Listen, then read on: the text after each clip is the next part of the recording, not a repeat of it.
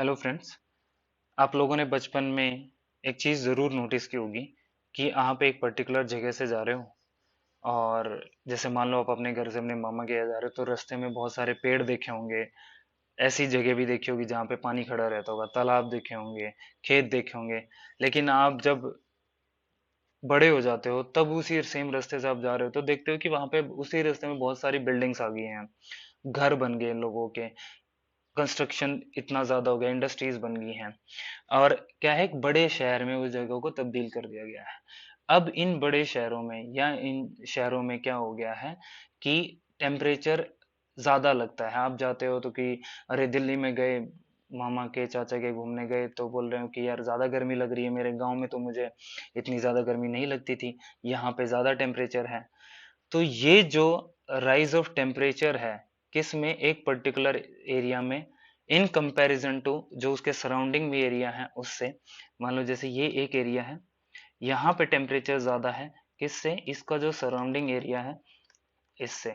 यहाँ पे कम टेम्परेचर है, तो इस एरिया को बोलते हैं अर्बन हीट आइलैंड। अर्बन मतलब हम लोग पर्टिकुलरली सिटीज की बात कर रहे हैं, तो इसीलिए इसको क्या बोलते हैं, अर्बन हीट आइलैंड। अब एक चीज हम लोग देखते हैं कि भाई ऐसे कौन से कारण हैं, ऐसे कौन से फैक्टर्स हैं जो कि अर्बन हीट आइलैंड्स को बनाने में रिस्पॉन्सिबल है, उनकी बात कर लेते हैं हम लोग। तो आप लोग देख रहे होंगे कि जैसे जैसे हम लोगों ने क्या कर दिया है कि जंगल को काट के क्या बना दिया, हम लोगों ने कंक्रीट बना दिया, बिल्डिंग्स बना दी। और इन बिल्डिंग्स में जो मटेरियल यूज हुआ, जो मटेरियल यूज हुआ या जो कंक्रीट यूज हुआ, एस्फाल्ट यूज होता है, सैंड यूज होता है, सीमेंट यूज होता है ना। तो इनकी जो है एब्जॉर्बिंग पावर बहुत ज्यादा होती है। एब्जॉर्बिंग पावर क्या होती है, बहुत ज्यादा होती है, तो ये हीट को क्या कर लेते हैं, एब्जॉर्ब कर लेते हैं। हीट को एब्जॉर्ब कर लेते हैं तो वहां का टेम्परेचर क्या कर देता है, इंक्रीज हो जाता है। ओके, एक तो ये रीजन हो गया। दूसरा, हाई राइज बिल्डिंग्स, बड़ी बड़ी बिल्डिंग्स बना दी आप लोगों ने, तो यहाँ से हवा सर्कुलेट ही नहीं हो पा रही, हवा क्या हो जा रही है, ट्रैप हो जा रही है यहाँ पे। तो हवा को बाहर निकलने का मौका ही नहीं मिला, और यहाँ पे क्या है कि टेम्परेचर क्या हो जा रहा है, इंक्रीज हो जा रहा है। ओके, गर्म हवा फंस जा रही है, वेस्ट ऑफ एनर्जी। हम लोग एसी के बिना तो कहीं जा ही नहीं रहे हैं, हम लोग गाड़ी के बिना नहीं जाते हैं, एसी चाहिए हम लोगों को कहीं भी जाते हैं। कि मैं लाइब्रेरी में जाके पढ़ूंगा तो मेरे को एसी चाहिए, तभी पढ़ पाऊंगा मैं, यूपीएससी की तैयारी तभी कर पाऊंगा जब हमारे घर पे एसी लगेगा। घर वालों को जबरदस्ती फोर्स फोर्स करते हैं हम लोग। तो that is totally a waste of energy which is contributing to the rise in temperature in these cities. Okay, इसके कारण क्या हो रहा है, टेम्परेचर बढ़ रहा है, बिकॉज इनसे क्या हो रहा है, ग्लोबल ग्रीन हाउस गैसेज जो हैं वो इवोल्व होती हैं और ग्लोबल वार्मिंग बढ़ती है। इम्परमिएबल सरफेस, हम लोगों ने जो रोड है वो बना दिए हैं, वो सारे कंक्रीट के रोड बने, डार्क सरफेस है पूरा। अब डार्क सरफेस है तो यहाँ पे आप लोगों ने एक टर्म सुना होगा कि एल्बिडो, है ना। तो इसका एल्बिडो क्या हो जाता है, डिक्रीज हो जाता है। एल्बिडो डिक्रीज हो गया मतलब these surfaces will not be able to reflect the sunlight back. ये सनलाइट को रिफ्लेक्ट ही नहीं कर पाते, तो क्या करते हैं, सारी ये जो सनलाइट होती है ये इस एरिया में क्या हो जाती है, एब्जॉर्ब हो जाती है। इस एरिया में क्या हो जाएगी, एब्जॉर्ब हो जाएगी, तो इनका इंसोलेशन बढ़ जाता है। क्या बढ़ जाता है, इंसोलेशन। आप इन टर्म्स को यूज करोगे क्योंकि ज्योग्राफी की टर्म्स है, तो ये टर्म्स आपको यूज करनी पड़ेंगी। ओके, फिर क्लाइमेट चेंज, ये तो आपको सबको पता ही है कि क्लाइमेट चेंज के कारण एक वो विशेष साइकिल बन जाता है कि जैसे जैसे टेम्परेचर बढ़ेगा तो ग्लोबल वार्मिंग बढ़ती जाती है। ये सारी चीजें आप लिख सकते हो। डिफोरेस्टेशन, हम लोगों ने पेड़ों को काट के, है ना, जंगल को खत्म कर दिया है और वहां पे सिटीज को बसा दिया है। ओके, मोर पॉपुलेशन, पॉपुलेशन भी कहीं ना कहीं एक फैक्टर है कि जो अर्बन आइलैंड्स बढ़ते जा रहे हैं। क्योंकि आप एक फैक्ट आपको बता देते कि नेक्स्ट 50 ईयर्स में क्या होगा कि मोस्ट ऑफ द पॉपुलेशन जो वो क्या होगी, सब सिटीज में रहना पसंद करेंगी, है ना। सब लोग क्या करेंगे, सिटीज की तरफ मूव करेंगे। फिर आता है डार्क सरफेस, इसकी बात हम लोग कर चुके हैं। तो ये सारे फैक्टर्स हैं जो कि रिस्पॉन्सिबल हैं किसके लिए, for the generation of urban heat islands. अब इसमें आप एक चीज और बता सकते हो कि आपको यहाँ पे वो ज्योग्राफी की टर्म्स जरूर यूज करनी है। ओके, जैसे कि एक होता है बोविन रेशो। ओके, पर्टिकुलरली इसका तो अभी कोई काम है नहीं आंसर राइटिंग में, अभी अपन इसको यूज नहीं करोगे, बट कर लोगे तो भी ज्यादा अच्छा है। आप एक टर्म यूज कर सकते हो कि urban heat cannons. Urban heat cannons मतलब ये जो बहुत बड़ी बड़ी बिल्डिंग्स है ना, इन्हीं को बोला गया है अर्बन हीट कैनन्स, जो कि क्या करती हैं, हीट को एब्जॉर्ब कर लेती हैं, हीट को एब्जॉर्ब कर लेती है। ओके, फिर आता है कि हम लोग कौन कौन से स्टेप्स हम लोगों को लेने चाहिए जिससे हम लोग क्या कर सकें, इसके जो इफेक्ट्स हैं उसको मिटिगेट कर सके, मतलब कम कर सके। तो कौन कौन से स्टेप्स जो हैं वो हम लोगों को लेने चाहिए।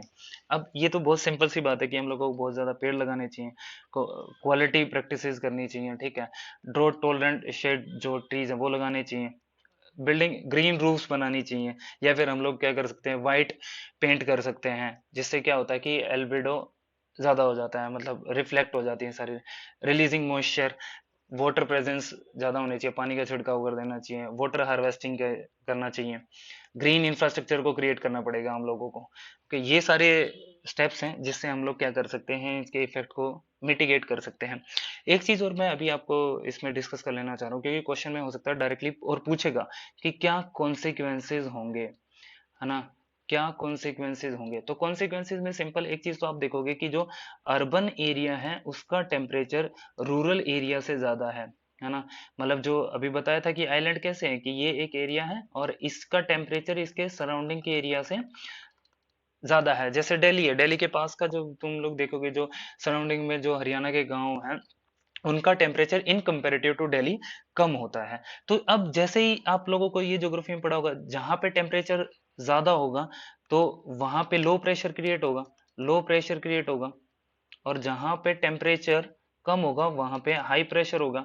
तो क्या करता है कि गैसेस मूव करती हैं और ये लो प्रेशर से किधर चली जाएंगी, रूरल एरियाज में चली जाएंगी। जब रूरल एरियाज में जाएंगी तो क्या करेंगी, ये अपने साथ क्या कैरी करेंगी, पोल्यूटेंट्स को कैरी करेंगी।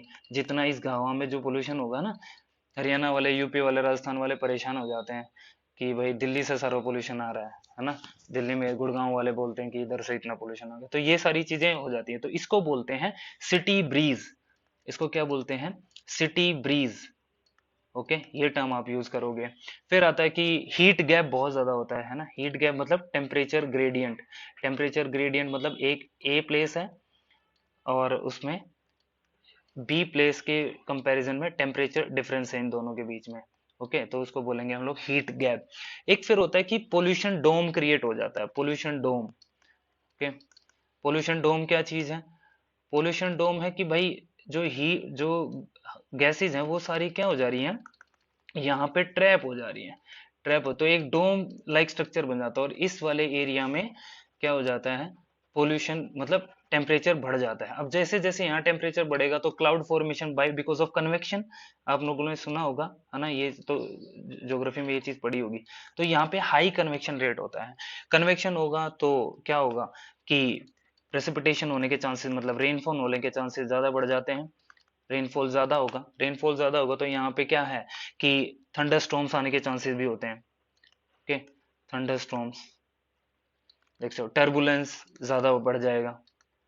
ठीक है, ये टर्म्स एक्चुअली मैं आपको बताना चाह रहा हूँ कि आपको ये टर्म्स जो है वो यूज करने हैं इसमें। फिर आप एक इसमें बोल सकते हो कि अर्बन विंड सेल, है ना, urban wind cell. Wind cell simple है कि जो अर्बन एरिया से जो हवाएं जो हैं वो रूरल एरिया में जा रही है, तो एक सेल बन जाता है कि ये अर्बन है और एक रूरल, तो इसको हम लोग क्या बोलते हैं, अर्बन विंड सेल। तो ये सारे चीजें, ये कॉन्सिक्वेंसेज हैं। अच्छा, फिर आप इसको, इस क्वेश्चन को इस तरीके से भी आप हैंडल कर सकते हो कि इम्पैक्ट्स को ना ब्रेक कर लेना। कैसे ब्रेक करोगे कि भाई ह्यूमंस पे क्या इम्पैक्ट, तो हेल्थ पे इम्पैक्ट पड़ेगा, उनकी इकोनॉमी पे इम्पैक्ट पड़ेगा, एनिमल्स पे भाई हाइपरथर्मिया हो जाएगा, है ना, एनिमल्स की डेथ हो जाती है। ओके, फिर इकोनॉमी पे कि कैसे हमारी जीडीपी इससे इम्पैक्ट होगी।